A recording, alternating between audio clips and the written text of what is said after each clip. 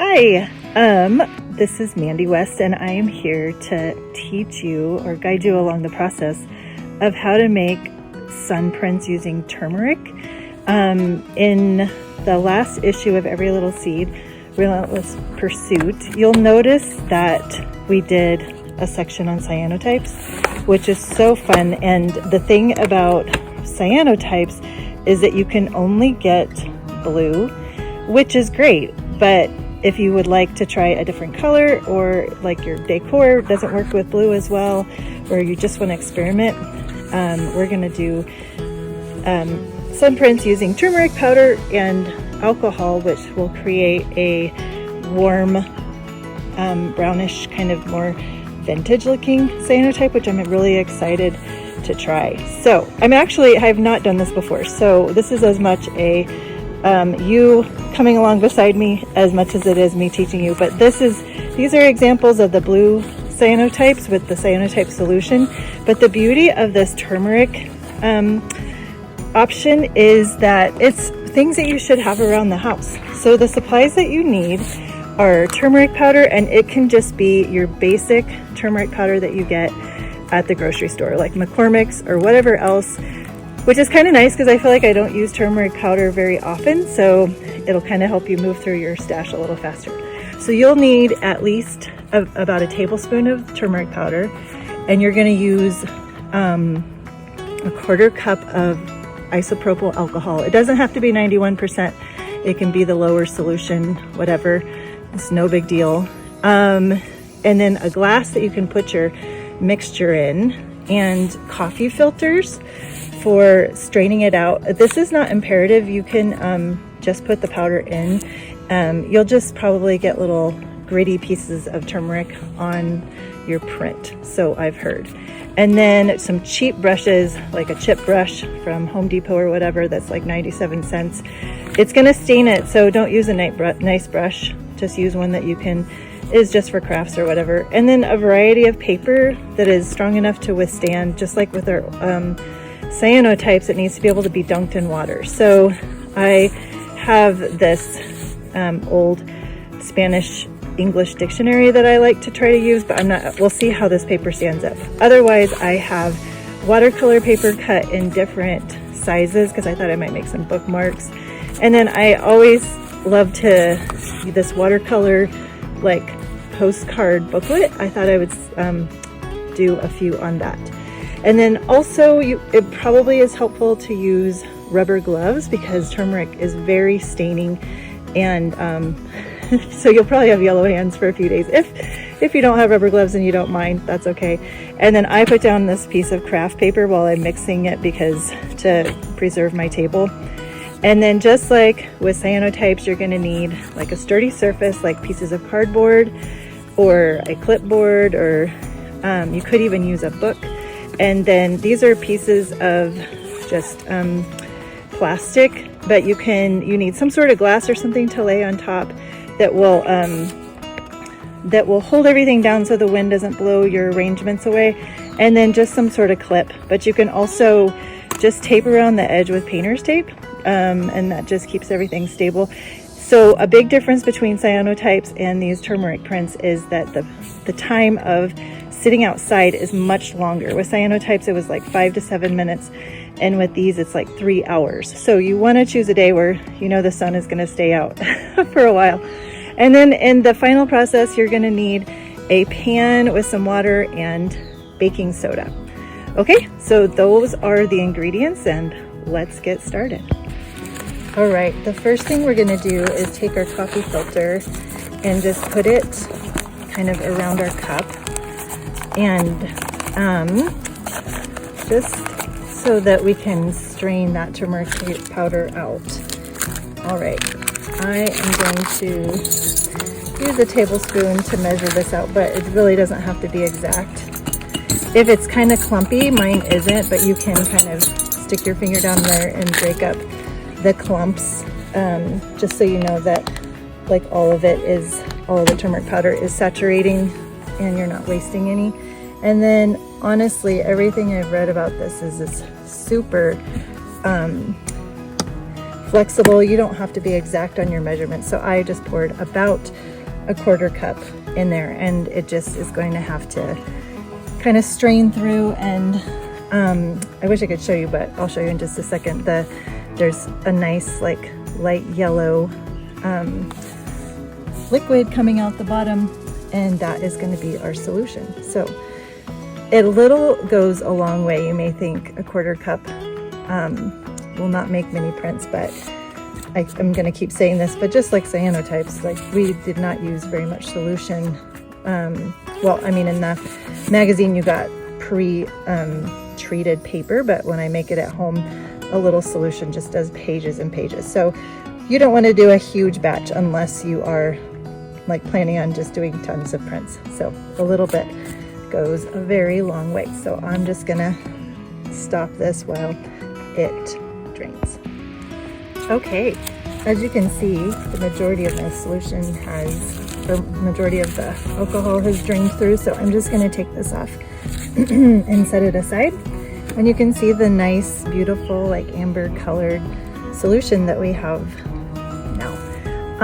I am going to just do one example outside, but please note that this next step really should be done in the dark, like kind of maybe in a bathroom with just like a very small light off to the side, because once you get the solution on, it starts reacting with the light and starts developing. So I'm doing this one in the sun just so you can see it, but then I am going to stop there and go and do the rest of, paint the solution on the rest of my pages in a closet, and then let those dry. But just, I like to kind of have a painterly,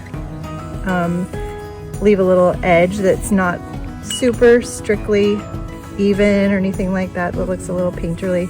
At first when you put it on, it's gonna look a little uneven and blotchy, but when it dries, it will dry really even. So don't give in to the, I don't know, thought that you need to go back over the areas that are lighter, because it will all kind of even out once it dries.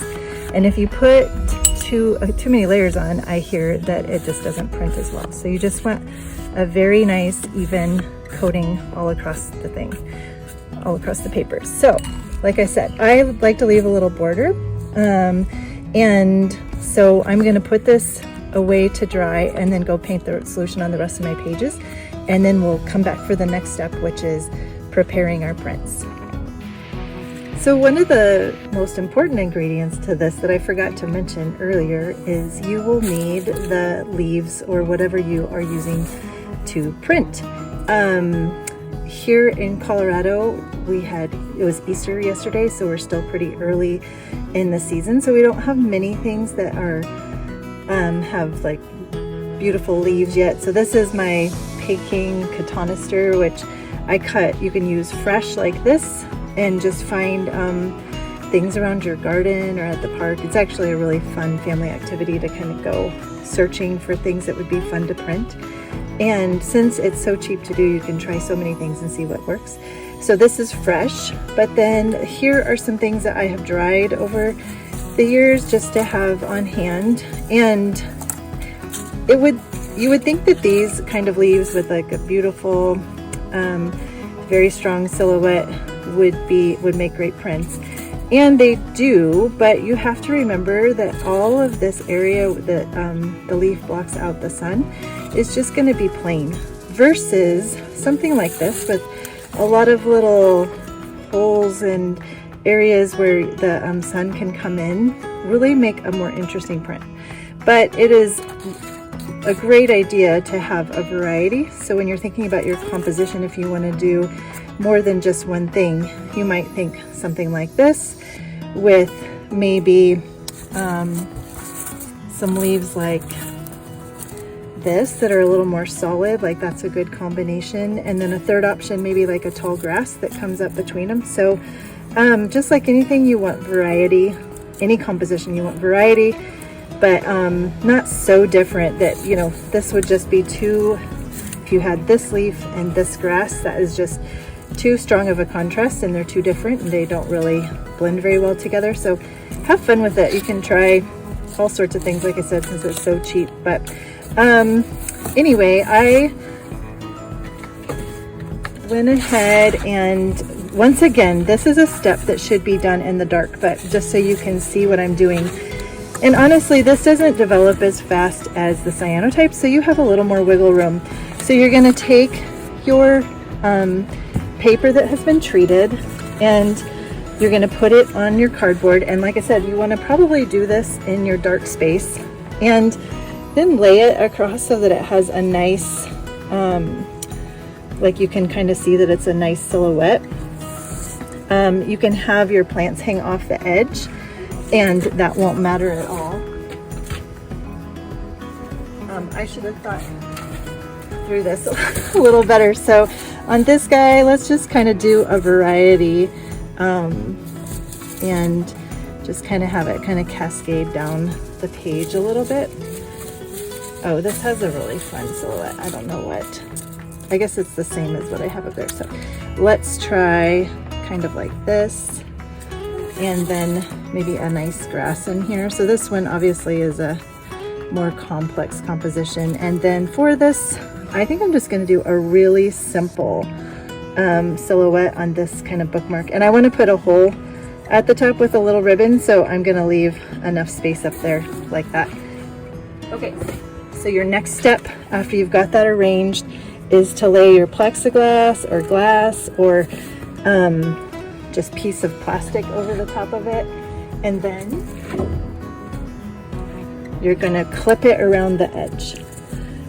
And you want to make sure that your clips, let's see if you can see that your clips don't go over your cyanotype. Like for instance, if I did this right here, then there's going to be a little place where that print where my clip was on top of the cyanotype. So just make sure that you're avoiding that. And this is going to be out there for like 3 hours, remember, so it needs to be down pretty well. I have a nice breeze today, so I really want to make sure that that is clamped down. So that's going to be fun. I did another arrangement and I just wanted to show you this one because this leaf was, we had a horrible case of those beetles last year that just love my Virginia creeper. And as much as I dislike the destruction, this kind of lacy, like chewing through area just looks really beautiful to me. So trying to find beauty in the destruction, but this year I'm gonna find some sort of natural thing that just makes it so they don't get to have their way with my plants. Okay, so after you have it all done like this, I'm gonna go set it out in the bright sun. And here it's about 11 o'clock, which is perfect because 11, 12, 1, 2, the more directly overhead the sun is, the better. If you started at like 7 in the morning, you know, the sun is going to be slanting, have such a slant that you're more likely going to get a little more shadowy edges because it's going to be casting shadows across your plants. But we're going to let those sit out for 3 hours, and then the next time, the next section of the video will be showing how we rinse it off. Okay. It's actually been about an hour and a half, but I think I'm going to go ahead and take develop my prints because as you can see, this is almost bleached out completely. So like it can't develop any more than that once all the color is gone. And here, like my leaf shifted a little bit, so you can kind of see how the yellow print underneath. And then also, since it's shifted, I want to go ahead and just develop it because I don't want a blurry print.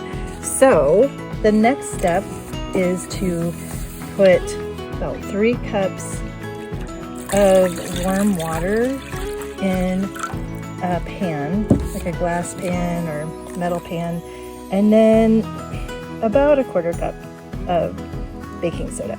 So once again, this is not exact science, which is kind of nice, and it's just wonderful that it's not like toxic materials and stuff that you just put your hands right in there and not even worry about it. So I'm going to let that dissolve. Just kind of stir it up just a little bit, get it off the bottom. And take set that aside for just a sec while I remove my clips and my plexiglass from my board. This is like the fun part, the big reveal, and sometimes a little disappointing too, because that's the thing about printmaking, you're not in control. So I'm going to take that off, and you can see the yellow silhouette that it leaves behind, and this time is really subtle, so we'll see how that prints up. I'm not sure. And my little bookmarks. So I'm gonna set all this aside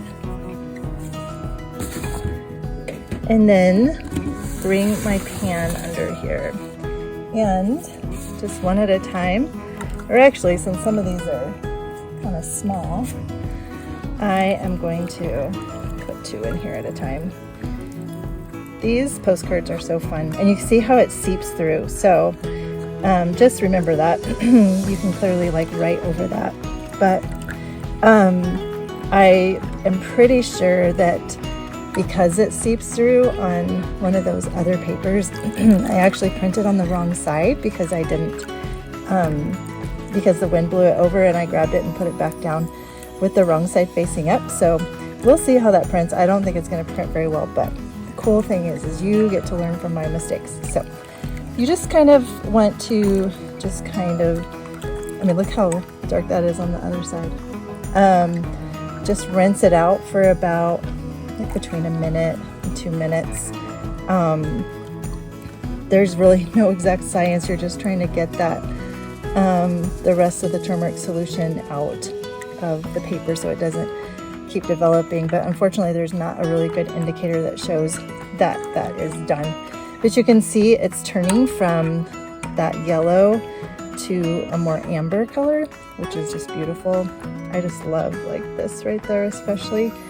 And these can be used for, obviously for framing, but then also if you are if you're someone who does collage, this is such a pretty thing to add to it. And also, here's another way you can learn from my mistakes. This leaf overlapped onto there, and so I'm going to have that printed up there forever and ever. So yeah, learn from my mistakes. But I think these have been in there long enough. And then you're just going to pull them out, and once again, just like the cyanotypes, you want to make sure that you don't lay it down and then the water pools up, because that will kind of stain your print. So you want to really make sure that they're nice and drained off, and then either hang them to dry or lay them down and then blot them every now and then until you can tell that it's not and it's not pulling up at all anymore. Okay, I'm just gonna do these. Look at the contrast from what it starts out at from where it goes. So this was thyme, which is such a gentle little graceful plant, which I love. It's one of my favorite flavors, as well as one of my favorite herbs to look at, just because it's so sweet. Okay, I'm gonna continue with this and go grab the rest of my prints. I am so happy with how these turned out. There's a really interesting kind of variety in the color. This has a little more like purple tint than this one. I just really, it's so fun. I've done cyanotype so many times, and I love the blue, but this just has like a really kind of nostalgic feel and like very vintage. And these, well, and I do like a few things that you can learn from me. Number one, like a few areas where I didn't get it quite thick enough, it doesn't print as well clearly. So even though you don't want to glob it on, you do want to make sure that every part of the paper is saturated. But like in this case, it kind of looks like the sun is shining behind the leaves, and it's really beautiful. I will show you my favorite though, happens to be this one. It's just so sweet and simple and printed really nicely.